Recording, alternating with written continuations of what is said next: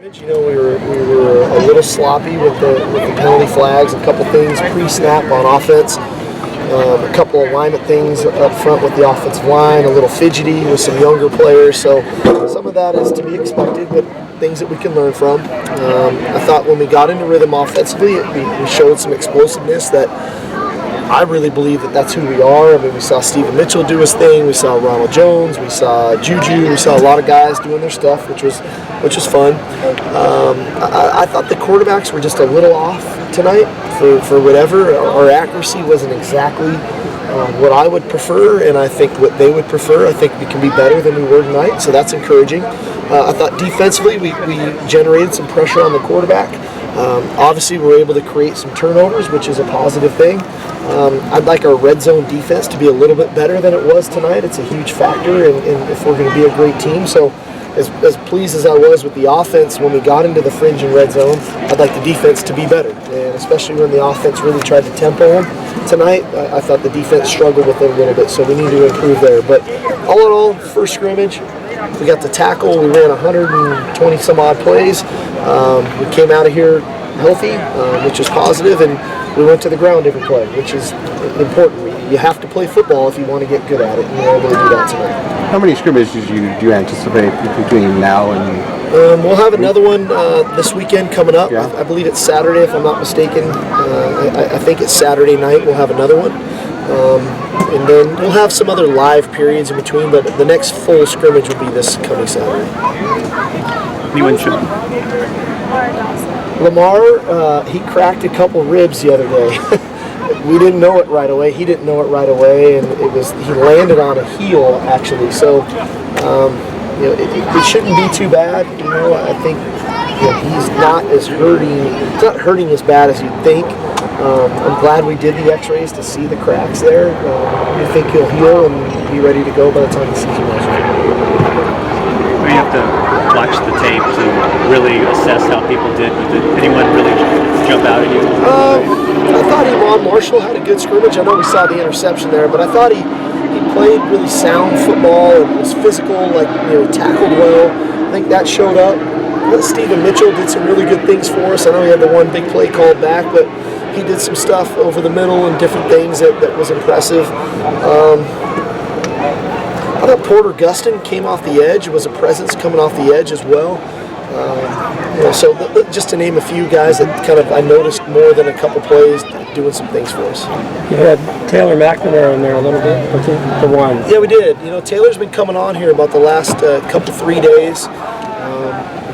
We're starting to feel his presence a little bit more. You have to remember with Taylor, he didn't get all summer with our guys. He didn't get to do the player run practices. He didn't get to work out with Ivan. So it's probably taken him a little longer, but we're starting to see the type of player that we were hopeful we were getting, and I think he's going to be a good addition to our football team. Is Bowman added to? Yes, Michael Bowman's added, yes.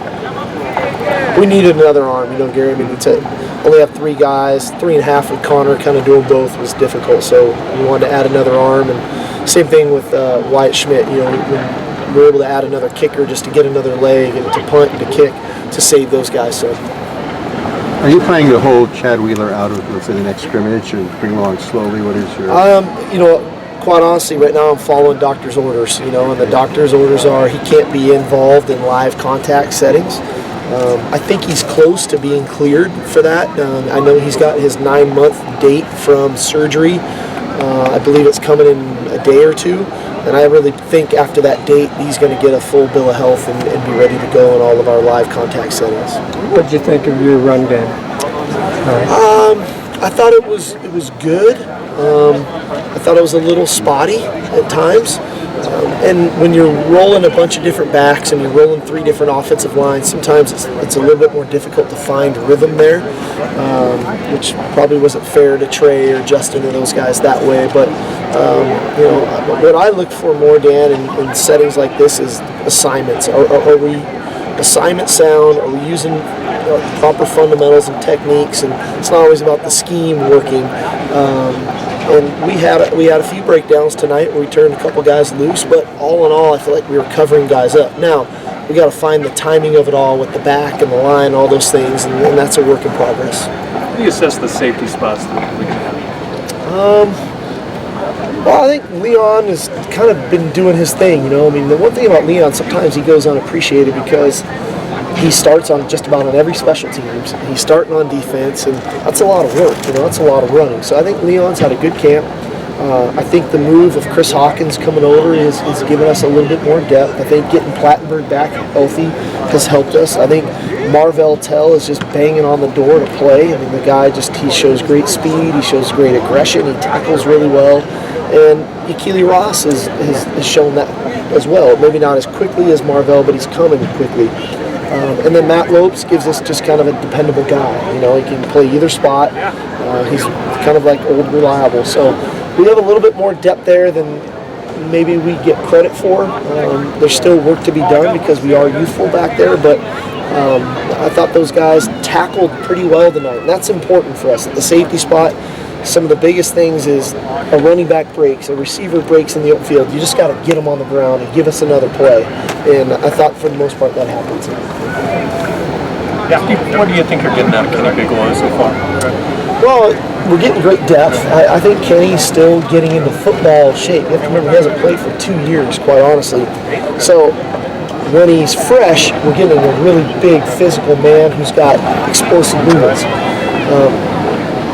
He's getting a little fatigued as the game goes on, so that's why our rotation is really critical to what we're doing. But we've got really good depth on our defensive front. I mean, we're rolling 10, 11 guys in there right now, and a lot of them, and we're using a really good substitution pattern. We're going every 4 plays, so we're not trying to wear the guys out. We're just subbing them as best we can and keeping them fresh and allowing them to work through some of their mistakes right now so that when the season rolls around, they're a lot more confident. So Kenny's a prime example of that, whether you're talking Jacob Daniel, whether you're talking Jordan Simmons, some of these guys that we haven't had. Now we have them. They're adding great depth to us. They're big physical guys, and they're making their plays, which is encouraging. The other 3 freshman linebackers, Cam and John, are they all knocking on the door? I think so. I think Osa has really stood out to me. I think Cam, if you haven't noticed, is hobbling a little bit out there. He's not 100%, but he's fighting through it.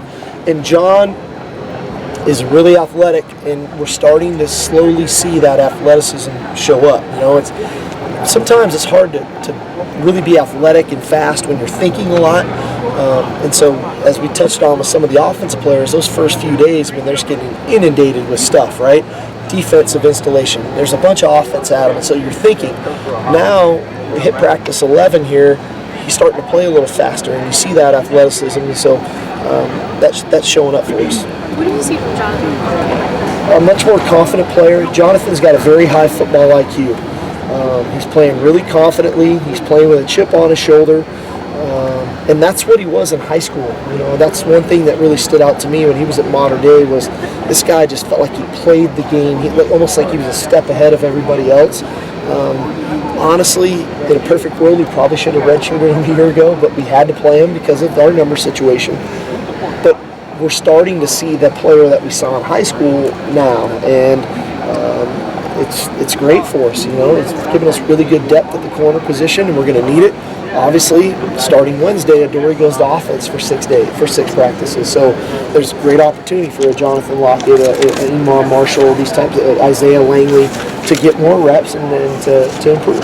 Do one more. Steve, it seems like the Pac-12 coaches have been more willing to kind of experiment with players at different positions on different sides of the ball, that sort of thing. Is that a matter of the game changing or the players that the conference is getting, I guess, that they're just able to play in different positions? I'm always hesitant to comment on what other people think and or do because I honestly don't know. I don't want to speak on their behalf. I will say, and I've said this before, I think our conference has made a really big investment in football. Obviously a TV deal here that has helped get revenue for all the universities. The universities have then taken that to hire really good coaches. They've invested in facilities and they've invested in recruiting. And in turn, we have some really quality players in our conference that are very talented, that do a lot of different things. Obviously, we have a few on our team that are pretty good, and you try to utilize them as best you can. And Adoree's a great example of that. Obviously, we're going to see him on offense here for the next 4 days, and he's probably going to impress us as much or more than he does on defense right now, or returning punts and kickoffs. So I just think everybody's recruiting good players, and they're trying to play them and get them opportunities as best they can. Follow up on Adore. Where does he go on offense? He'll be all over. I wish I could nail it for you, but he's going to be all over. Thank you. Thanks.